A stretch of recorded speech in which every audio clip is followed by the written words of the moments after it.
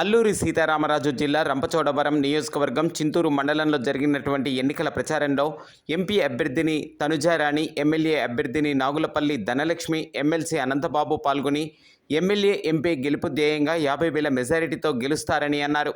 కార్యక్రమంలో దాదాపు 4,000 మంది కార్యకర్తలతో భారీ ప్రదర్శన నిర్వహించారు.